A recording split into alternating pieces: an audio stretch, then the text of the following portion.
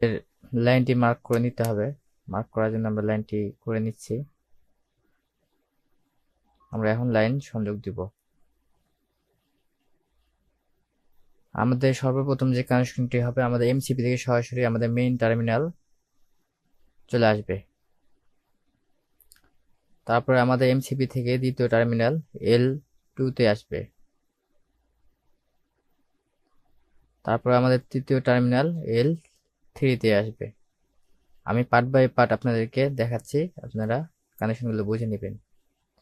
অবশ্যই ইলেকট্রিক কাজ বুঝে করবেন, মুখস্থ বিদ্যায় কাজ করবেন না।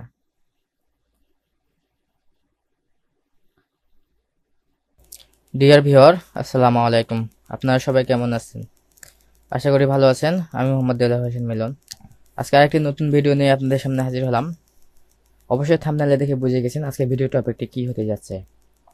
আজকে আমি আপনাদের দেখাবো স্টার ডেল্টা স্টার্টার কিভাবে কানেকশন করবেন।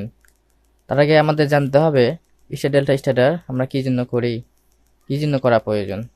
চলুন আমরা স্টার ডেল্টা স্টার্টার সম্পর্কে কিছুটা ধারণা নিয়ে আসি। আমরা স্টার ডেল্টা স্টার্টার সম্পর্কে জানার জন্য আমরা সরাসরি চলে যাব গুগলের কাছে। আমি আগে থেকে পেজটি অন করে রেখেছি, তার কারণ ভিডিওটি যাতে লেন্দি না হয় সেই জন্য।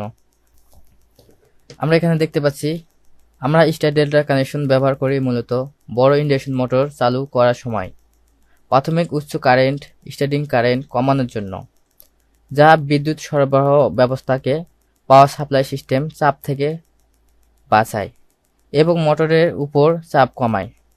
প্রথমে স্টার সংযোগের মোটরকে চালু করা হয়, এরপর পর্যাপ্ত গতি পেলে ডেল্টা সংযোগে পরিবর্তন করা হয়, যা সরাসরি ডেল্টা স্টারের চেয়ে অনেক কম কারেন্ট নেয় কিন্তু দেয়।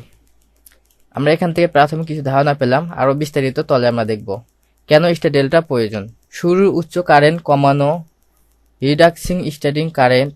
একটি ইন্ডাকশন মোটর চালু হওয়ার সময় স্বাভাবিকের চেয়ে অনেক বেশি কারেন্ট টানে। সাধারণত ফুল লোড কারেন্ট 5 থেকে 7 গুণ। এই উচ্চ কারেন্ট বিদ্যুৎ লাইনে ভোল্টেজ কমিয়ে দিতে পারে এবং মোটর ও যন্ত্রপাতি ক্ষতি হতে পারে। বিদ্যুৎ বিল ও সিস্টেমের উপর চাপ গ্রাস, রিডাকশন লোড ও সাপ্লাই সিস্টেম। উচ্চ কারেন্ট টানা এড়াতে স্টার ডেল্টা স্টার্টার ব্যবহার করা হয়।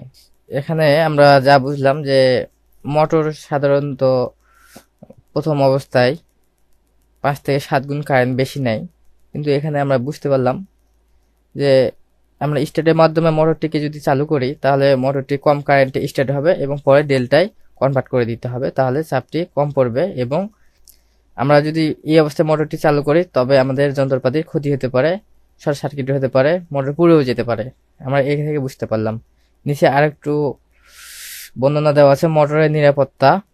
একটি মোটরকে সরাসরি ডেল্টা সংযোগ চালু করার ঝুঁকি থেকে বাঁচায়, যা ছোট মোটরগুলোর জন্য ক্ষতিকর হতে পারে। আমরা জানবো এখন কিভাবে কাজ করে। স্টার সংযোগ মোটর চালু হওয়ার সময় 3টি ওয়েন্ডিং এর শেষে প্রান্তগুলো একসাথে জুড়ে নিউট্রাল পয়েন্ট একটি ওয়াই আকৃতি তৈরি করা হয়। এতে প্রতিটি ওয়েন্ডিং এর ভোল্টেজ কমে যায় লাইন ভোল্টেজের 1√3 গুণ এবং কারেন্ট ও কমে যায়, যা শুধু স্টার্ট করার জন্য যথেষ্ট। ডেল্টা সংযোগ কয়েক সেকেন্ড পর যখন মোটর গতি পায় তখন সংযোগ পরিবর্তন করে ডেল্টা কনফিগারেশনে আনা হয়। এতে মোটর তার পূর্ণ ভোল্টেজ ও টর্কে স্বাভাবিকভাবে চলতে পারে। সংক্ষেপে স্টার ডেল্টা স্টার্টার একটি সাশ্রয়ী উপায় বড় মোটরগুলোকে নিরাপদে ও কার্যকরীভাবে চালু করার জন্য, বিশেষত যেখানে সরাসরি ডেল্টা স্টার্টার ডুয়াল স্টার্টার অতিরিক্ত কারেন্টের কারণে সম্ভব হয় না।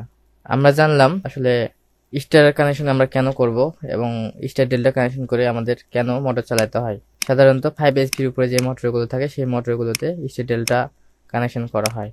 চলো আমরা কথা না বাড়িয়ে স্টার ডেল্টা কানেকশন কীভাবে ওয়ার্নিং এবং ইন্ডাস্ট্রিয়াল ওয়ার্নিং আমাদের মাধ্যমে করাতে পারেন, অবশ্যই আমাদের নিচে দেওয়া নাম্বারে যোগাযোগ করবেন। চলুন তাহলে আমরা কথা না বাড়িয়ে কাজটি শুরু করি। সিপি থেকে সরাসরি আমাদের মেইন টার্মিনাল চলে আসবে। তারপরে আমাদের এমসিপি থেকে দ্বিতীয় টার্মিনাল L2 তে আসবে। তারপরে আমাদের তৃতীয় টার্মিনাল L3 তে আসবে। আমি পার্ট বাই পার্ট আপনাদেরকে দেখাচ্ছি, আপনারা কানেকশনগুলো বুঝে নেবেন। অবশ্যই ইলেকট্রিক কাজ বুঝে করবেন, মুখস্থ বিদ্যায় কাজ করবেন না।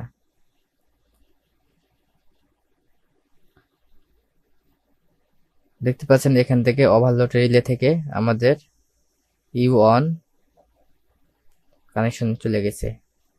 এই কানেকশনটি বোঝার জন্য আমাদেরকে আরেকটি পার্ট দেখে আসতে হবে, মোটরের কয়েল পার্ট। আসলে আমাদেরকে বুঝতে হবে যে মোটরের কয়েলটি কি অবস্থায় থাকে। তাহলে আমাদের U1 V1 W1 U2 V2 W2 বুঝতে সুবিধা হবে, না হয় আমাদের সমস্যা হতে পারে। চলুন আমরা ওই পার্টটি দেখে আসি। আপনারা এখানে দেখতে পাচ্ছেন আমাদের দুইটি কয়েল অঙ্কন করা হয়েছে, ডেল্টা এবং স্টার দুইটি অংশ আমাদের এখানে আছে। আমরা বোঝানোর সাথে এই অঙ্কনটি করেছি, আপনাদেরকে বুঝিয়ে দেব সেই জন্য। আপনারা প্রথমে দেখতে পাচ্ছেন এখানে U1 U2 V1 V2 W1 W2, এটি হচ্ছে মোটরের টার্মিনাল, মোটরের কয়েল। এখানে দেখতে পাচ্ছেন U1 U2 এটি একটি কয়েল, V1 V2 এটি একটি কয়েল, W1 W2 এটি একটি কয়েল। আমাদের কানেকশনটি হবে U1 V2 একটি টার্মিনাল হবে, V1 W2 একটি টার্মিনাল হবে, W1 U2 একটি টার্মিনাল হবে। এটি হচ্ছে আমাদের ডেল্টা কানেকশন। সহজে বোঝার জন্য আমি এখানে ডেল্টা কানেকশনটি করেছি।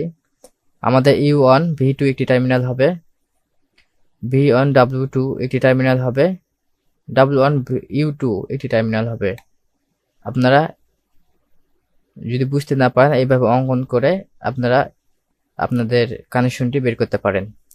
স্টার কানেকশন হবে কিভাবে? U1 U2 V1 V2 W1 W2 U2 V2 W2 এক মাথা, আমাদের কয়েলের এক মাথা শর্ট হয়ে যাবে এবং L1 L2 L3 লাইন আমাদের পাশ দিয়ে প্রবেশ হবে। এটা হচ্ছে আমাদের স্টার কানেকশন। স্টার কানেকশন সংক্ষেপে বোঝার জন্য আমরা এখানে অঙ্কন করে রেখেছি U1 V1 W1, এটি হচ্ছে আমাদের L1 L2 L3 কানেকশন এবং U1 U2 V2 W2 এটি আমাদের শর্ট হয়ে যাবে। সংক্ষেপে আমরা বুঝলাম যে আমাদের স্টার এবং ডেল্টা কানেকশন কিভাবে হবে। চলুন তাহলে আমরা কানেকশনগুলো দিয়ে ফেলি। আমরা সর্বপ্রথম কমন কানেকশনগুলো করে নিব। কমন কানেকশন হচ্ছে আমাদের লাইন 1 U1 এ যাবে, লাইন 2 V1 এ যাবে, লাইন 3 W1 এ যাবে।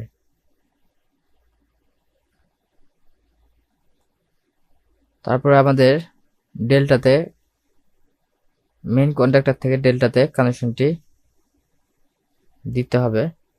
আমি এখানে যেভাবে দেখাচ্ছি সেভাবে কানেকশনগুলো হবে, আপনারা বুঝে নেবেন। আমাদের L2 ডেল্টাতে কানেকশন হবে, L3 কানেকশন হবে।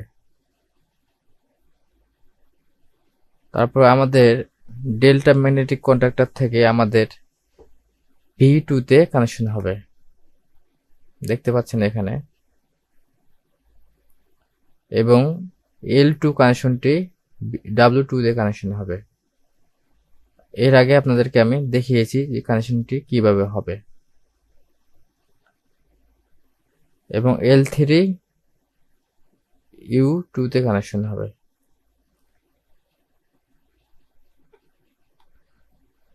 এবার আমরা স্টারে কানেকশন দিব। আমাদের স্টার কানেকশন আমরা জানি যে স্টারে আমাদের কানেকশনটি এক টার্মিনাল শর্ট হবে এবং আরেক টার্মিনালে ফেজ প্রবেশ করবে। তাহলে আমরা স্টারের মাধ্যমে কানেকশনটি শর্ট করে দিতে হবে। সেজন্য আমাদের ডেল্টা ম্যাগনেটিক কন্ডাক্টরের আউটপুট লাইন থেকে আমাদের কানেকশনটি নিতে হবে, নেওয়ার পরে স্টারের মাধ্যমে শর্ট করে দিব। এটি হচ্ছে আমাদের মেইন পার্ট, কিভাবে কন্ডাক্টরটি মোটরের সঙ্গে কানেকশন হবে। এখন আমাদের কন্ডাক্টরগুলো মেইনটেইন করতে হবে রিলে এবং এনওএনসি সুইচের মাধ্যমে এই কন্ট্রোলগুলো আমি আপনাদেরকে দেখাবো। মনোযোগ সহকারে ভিডিওটি দেখুন এবং ভিডিওটি ভালো লাগলে অবশ্যই লাইক কমেন্ট শেয়ার করে দিবেন। এবং ইলেকট্রিক্যাল কাজ আমরা অভিজ্ঞ মিস্ত্রির দ্বারাই করে থাকি। আপনারা চাইলে আমাদের সাথে যোগাযোগ করতে পারেন নিচে দেওয়ার নম্বরে। চলুন তাহলে আমরা এখন আমাদের কন্ট্রোলিং কানেকশনটি করব। কন্ট্রোলিং কানেকশন করার জন্য আমাদের প্রথমে নিটল থেকে এনসিবির মাধ্যমে আমাদের নিটল কানেকশনটি করে নেব।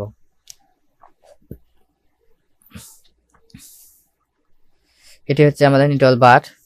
ঠিক আছে, বার থেকে আমরা কানেকশনটি দিব। এনসিবির মাধ্যমে আমাদের নিটলটি বের হয়েছে, হওয়ার পরে চলে যাবে ম্যাগনেটিক কন্ডাক্টরের A2 তে। 3টি ম্যাগনেটিক কন্ডাক্টর A2 তে যাবে।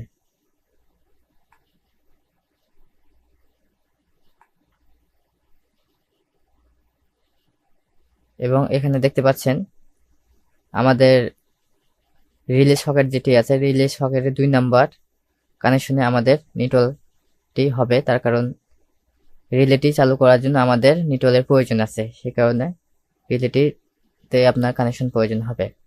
আমাদের নিটল কানেকশন কমপ্লিট। আমরা এখন দেখব আমাদের ফেজ কানেকশন। সর্বপ্রথম আমরা ফেজ কানেকশন করার জন্য আমাদের L1 থেকে একটি কানেকশন এনসিবির মাধ্যমে বের করে নিব।